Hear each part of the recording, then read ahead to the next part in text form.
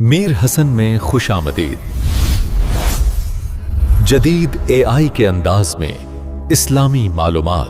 بابری مسجد کی کہانی یہ صرف ایک عمارت کی کہانی نہیں ہے، اس میں عقیدہ ہے، تاریخ ہے اور ایک بہت گہرا تنازع بھی۔ چلیں اس پیچیدہ موضوع کو ذرا کھول کر دیکھتے ہیں اور کوشش کرتے ہیں کہ اس کے ہر پہلو کو غیر جانبداری سے سمجھا جائے۔ تو سب سے بڑا سوال یہی ہے کہ آخر یہ بابری مسجد کی کہانی ہے کیا؟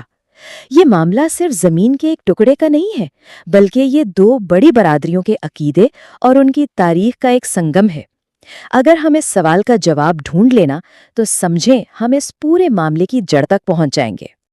کسی بھی تنازع کو سمجھنا ہونا تو سب سے پہلے اس کی تاریخ میں جانا پڑتا ہے۔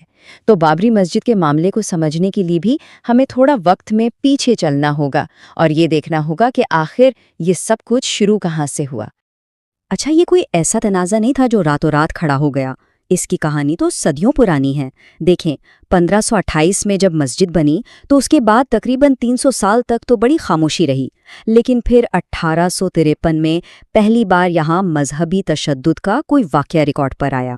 اور پھر 1949 میں جو ہوا، جب مسجد کے اندر مورتیاں رکھ دی گئیں، اس واقعے نے تو اس تنازع کو ایک بالکل نئی اور کہیں زیادہ سنگین سمت دے دی۔ تو بابری مسجد تھی کیا؟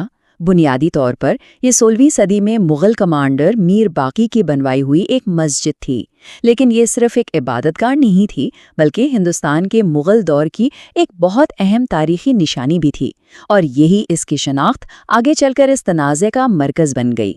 اب ہم کہانی کے اس حصے میں داخل ہو رہے ہیں جہاں ایک تاریخی اختلاف نے ایک بڑے قومی تنازع کی شکل اختیار کر لی۔ یہ وہ وقت تھا جب یہ معاملہ صرف عدالتوں کی فائلوں تک محدود نہیں رہا، بلکہ سڑکوں پر آ گیا۔ اس پورے تنازع کی بنیاد ہی دو بالکل الگ الگ دعووں پر ہے۔ ایک طرف ہندوؤں کا ماننا ہے کہ یہ جگہ بھگوان رام کی مقدس جائے پیدائش یعنی رام جنم بھومی ہے، اور ان کے مطابق یہاں پہلے ایک مندر ہوا کرتا تھا۔ دوسری طرف مسلمانوں کے لیے یہ صدیوں پرانی بابری مسجد تھی، جو ان کی ایک تاریخی عبادت گاہ تھی، یعنی زمین ایک ہی لیکن اس سے جڑے عقیدے اور تاریخیں دونوں بالکل مختلف۔ پھر 1980 کی دہائی میں سیاسی تحریکوں نے اس معاملے کو ایک ملک گیر مہم بنا دیا۔ اسی سیاسی دباؤ کے ساتھ قانونی جنگ بھی بہت تیز ہو گئی، اور پھر یہ ساری کشیدگی بڑھتے بڑھتے 6 دسمبر 1992 کو اپنے عروج پر پہنچ گئی، جب ایک بہت بڑے ہجوم نے مسجد کے ڈھانچے کو گرا دیا۔ یہ ایک ایسا واقعہ تھا جس نے ہندوستان کی تاریخ کا رخ ہی بدل کر رکھ دیا۔ اچھا، جب معاملہ سڑکوں پر اتنا بڑھ گیا اور نچلے عدالتوں سے کوئی حل نہیں نکل رہا تھا، تو آخرکار یہ کیس پہنچا ہندوستان کی سب سے بڑی عدالت، سپریم کورٹ میں۔ اب پورے ملک کی نظریں اس بات پر ٹکی تھیں کہ عدالت اس تاریخی اور انتہائی حساس مقدمے کا کیا فیصلہ کرتی ہے۔ اور پھر وہ سال آیا 2019۔ یہ تاریخ اس کہانی میں ایک بہت بڑا موڑ ہے۔ یہ وہ سال تھا جب کئی دہائیوں سے چلنے والی یہ قانونی جنگ آخرکار اپنے انجام کو پہنچی، اور سپریم کورٹ نے اپنا حتمی فیصلہ سنا دیا۔ تو سپریم کورٹ کے فیصلے کے اہم نکات کیا تھے؟ پہلا یہ کہ جو پوری متنازع زمین تھی وہ مندر کی تعمیر کے لیے ٹرسٹ کو دے دی گئی۔ دوسرا، عدالت نے یہ بھی کہا کہ 1992 میں مسجد کا گرایا جانا ایک غیر قانونی عمل تھا۔ اور تیسرا، مسلمانوں کو مسجد بنانے کے لیے ایودھیا میں ہی ایک متبادل یعنی 5 ایکڑ کی ایک الگ زمین دینے کا حکم دیا گیا۔ دیکھیں، جب کوئی اتنا بڑا تاریخی فیصلہ آتا ہے تو اس پر رد عمل بھی بہت مختلف قسم کے ہوتے ہیں۔ تو اس فیصلے کو ہندوستان میں مختلف لوگوں نے، مختلف برادریوں نے کس طرح دیکھا، چلیں اب ذرا ان مختلف زاویوں کو سمجھنے کی کوشش کرتے ہیں۔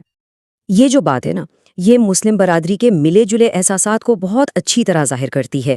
مطلب ایک طرف تو سپریم کورٹ کے فیصلے کا احترام ہے، لیکن دوسری طرف اس بات کا بھی گہرا احساس ہے کہ مسجد کا گرایا جانا ایک غیر قانونی کام تھا، اور اس کی ناانصافی کی یاد کو بھلایا نہیں جا سکتا۔ قانونی ماہرین کے مطابق اس فیصلے کا بڑا مقصد صرف یہ نہیں تھا کہ زمین کس کی ہے، بلکہ یہ بھی تھا کہ ایک ایسے تنازع کو قانونی طور پر ہمیشہ کے لیے ختم کیا جائے جو صدیوں سے سماجی کشیدگی کی وجہ بن رہا تھا۔ مقصد یہ تھا کہ ملک آگے بڑھ سکے۔ تو آخر میں بابری مسجد کی یہ پوری کہانی ہمیں ایک بڑے سوال کے سامنے لا کھڑا کرتی ہے۔ وہ سوال یہ ہے کہ تاریخ، عقیدے اور ورثے کے درمیان توازن آخر کیسے قائم کیا جائے؟ یہ صرف ایک فیصلے کی کہانی نہیں ہے، بلکہ شاید ایک ایسا سبق ہے جو ہمیں مستقبل میں اس طرح کے پیچیدہ مسائل سے نمٹنے کے لیے کوئی راہ دکھا سکتا ہے۔